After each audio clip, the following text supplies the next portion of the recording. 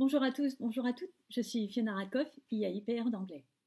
Une vidéo très différente suite à une situation d'une enseignante, mais cette enseignante m'a demandé de faire une vidéo sur son cas, et tout en restant anonyme bien sûr. Et j'ai hésité parce que j'ai pas l'habitude de rentrer dans des détails d'enseignants en particulier, mais finalement, je lui ai dit oui parce que j'ai trouvé que euh, c'était très intéressant de parler de la confiance en soi auprès des enseignants. Et donc, pour comprendre la situation, cette enseignante est une enseignante très sérieuse, professionnelle, compétente, aucune remise en cause de sa personne sur le plan professionnel. Mais en fait, elle a été mise en difficulté de manière passagère. Et ce qui s'est passé, c'est que avec la situation sanitaire, le suivi des élèves, etc., en fait, elle a été remise en cause dans son travail. En même temps, il est vrai que parfois, mais peut-être une ou deux fois, mais quand même, il y avait des choses qu'elle avait dites et qu'elle avait écrites, et j'avais vu la trace, en fait, qui n'étaient pas sympas. Et à cause de la situation sanitaire, etc., en fait, les gens se sont emparés de ça pour remettre en cause tout son travail, alors qu'en fait, dans le fond, c'était quelqu'un de très bien, qui faisait très bien son travail. Et en effet, j'avais vérifié et il y avait eu du travail tout le temps, etc. Il n'y avait aucun problème.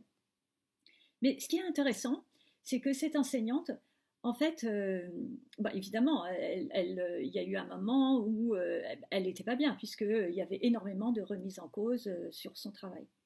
Mais en fait, en discutant avec elle, donc j'ai eu l'occasion de discuter plusieurs fois avec elle et d'aborder les deux moments où elle avait tenu des propos qui étaient injustes vis-à-vis des élèves, mais qu'elle avait tenu parce que une fois c'était de l'humour et puis une fois parce qu'elle était énervée.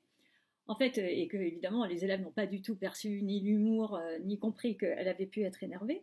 En fait, il fallait absolument ne pas faire ça avec les élèves, même quand on était énervé, et en fait en discutant beaucoup avec elle, parce que c'était quelqu'un de très sympathique en même temps, en fait lui faire comprendre que quelle que soit la situation, en fait l'important c'est toujours d'être généreux vis-à-vis des autres, d'être positif, de transmettre le maximum vis-à-vis des élèves, ce qu'elle faisait tout le temps, mais y compris même dans les moments les plus difficiles.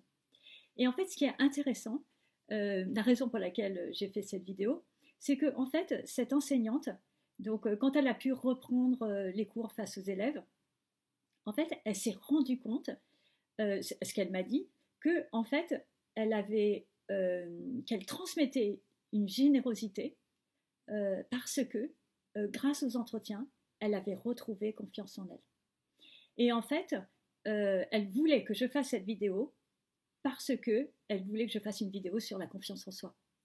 Et donc, j'ai hésité, puisque c'est quand même assez personnel, mais finalement, je me suis dit que c'était vraiment une excellente idée. Parce que cette enseignante-là, en fait, grâce aux entretiens, elle avait retrouvé la confiance en soi, et grâce à sa confiance en soi, en fait, elle avait retrouvé une posture vis-à-vis des élèves qui lui avait permis de reprendre la classe face aux élèves et de donner cette générosité qu'elle avait aux élèves, et alors qu'elle avait des élèves qui pouvaient parfois être très difficiles.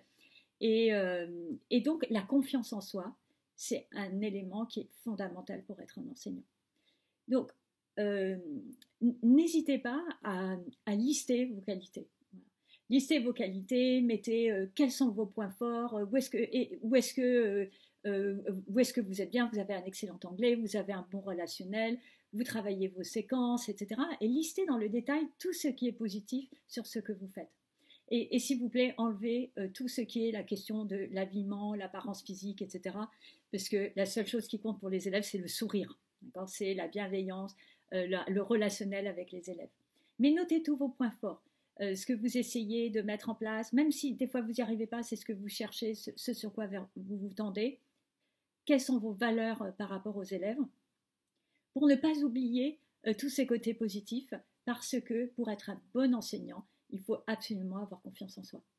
Et donc, mon deuxième message, c'est que si vous n'avez pas confiance en vous, si vous êtes remis en cause par des parents d'élèves, par vos collègues, par des élèves, etc., n'hésitez pas à contacter l'inspecteur parce qu'on est là pour ça.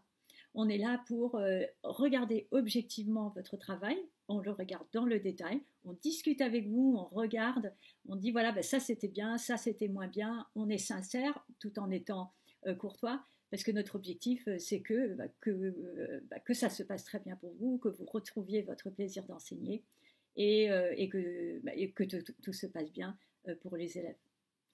Voilà, donc une vidéo un peu particulière, très différente, mais très intéressante, et que j'ai envoyée à l'enseignante avant de la poster sur YouTube pour avoir son aval. Et donc, je vous souhaite à tous et à toutes, et en particulier à cette enseignante, une excellente continuation. Au revoir.